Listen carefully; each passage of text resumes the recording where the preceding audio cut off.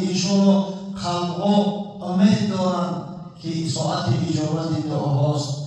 دعا میکنیم پروردگار برادرای ما را، مسلمانایی را که در منطقه اسفر در معروف میزیند و چند روز است که آرامی ندارند، تیجی ندارند، در تعجب میشم که چگونه نون از حق ما فرو میرود در صورتی که او بنده‌های روزه‌دار ما در ماه شریف رمضان همینقدر بی‌زاویده هستند. خداوندا غیرت همتشون را زیادتر بگردان. پروردگار بین مسلمان‌های ایدیار اتفاق و محبت برقرار بسازی. درد علم و مصیبت برادر خود مثل درد علم و مصیبت خود حساب کنند. خداوند تیجی و آرامی و امانی را هر چیز زودتر با او ملک با او دیار بیار. پروردگار عاجزانه دعا میکنیم شخصایی را که در ساختمان این مسجد زیبا سهمگذاری کردند خواستندشان خود مقصد را یارند. پروردگار از جمیع بلا و گزد را حفظ کنند. خداوند جمیع مراد مقصوداش حاصل بگردند. بزرگتر بندگان بعد ادای فریضه خفتن بعد انجام نماز تراویح و در آن ختم قرآن دست امید به سوی درگاه بی نیاز برداشتند و هزاران امید آرزو زیرا رسول دلها محمد مصطفی صلی الله علیه و سلم و ما امتان بشارت داد این ربکم تبارک و تعالی حی کریم یستحی من عبده اذا رفع یدیه الیه ان یرده وصیفا.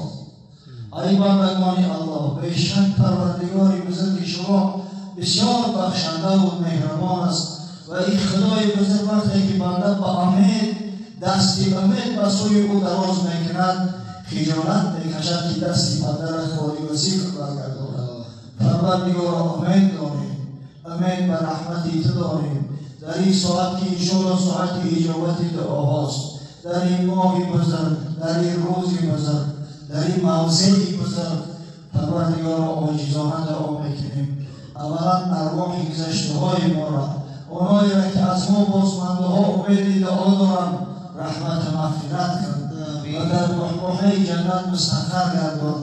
پدر و مادران بابا و بیبی ها اونایی که ما را به دنیا آوردن، تعلیم دادن، مسلمان تربیه کرده و ماندن رفتن. خدایا از دیدار بی مثالت، از شفاعت حبیبت محمد صلی الله علیه و سلم برخوردار و بایسی بشون. پروردگار به بیماران شفای کامل عاجل عنایت فرمای. خداوند با عاجزانه دعا میکنیم رزق روزی بنده‌ها فراخ و وسیع بگردان. بیمارانی را که مدت‌هاست دهقانان منتظر نشستند پروردگار را در این مقدس سرزمین بریزان. پروردگار عاجزانه دعا میکنیم جوانای ما را از تمام فتنه ها و شر و شیاطین در پناه امن عصمت محفوظ داریم. خداوند خواهی بچه‌های ما را این بندگان باغ قرآن از جمیع بلا و گزندها حفظ کن. همیشه همین بلبلی گویا در فضای اسلام نگهبان شو باش که خدمت مسلمانان را کنند، زینت مسجدها باشد. پروردگار و مردمان را غیرت که در هر خاندان یک خواهی بچه را آماده کنند که هم سبب آبرو و عزت دنیا و هم سبب نجات آخرت شما بگردند. خدای در این ساعت که ایشان خلقا امید دارند که این ساعت اجابت دعاهاست، دعا میکنیم پروردگار برادرای ما را، مسلمانایی را که در منطقه اسفر در معروف میزیند و چند روز است که آرامی ندارند، تیجی ندارند، در تعجب میشم که چگونه نون از حق ما فرو میرود در صورتی که او بنده‌های روزه‌دار ما در ماه شریف رمضان همینقدر بی‌زاویده هستند. خداوندا غیرت همتشون را زیادتر بگردان. پروردگار بین مسلمان‌های ایدیار اتفاق و محبت برقرار بسازی. درد علم و مصیبت برادر خود مثل درد علم و مصیبت خود حساب کنند. خداوند تیجی و آرامی و امانی را هر چیز زودتر با او ملک با او دیار بیار. پروردگار عاجزانه دعا میکنیم شخصایی را که در ساختمان این مسجد زیبا سهمگذاری کردند خواستندشان خود مقصد را یارند. پروردگار از جمیع بلا و گزند و حفظ کن. خداوند جمیع مراد مقصوداش حاصل بگردان. انشاءالله از اعمال نیک فرزند والدینش در عالم برزخ شاد و مسرور هستند. پروردگار رحمت مغفرت چون کن. همه مسلمانایی را که بعد صدیق در بیل فرزندهای خادم و فرزندهای محیط باقی بگذارند. پروردگار این مسجد زیبا را با نور ایمان نمازگزاران همیشه مزین و منور بگردان.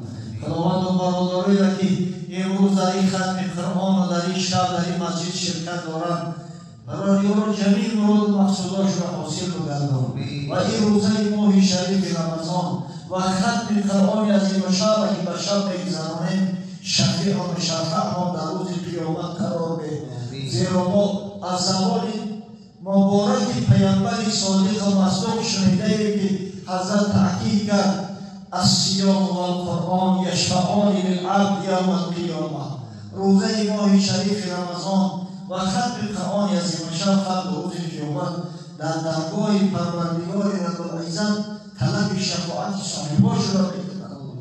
یقول الصیام ای ربی انی منعته الطعام و الشهوات بالنهار فشفعنی فیه.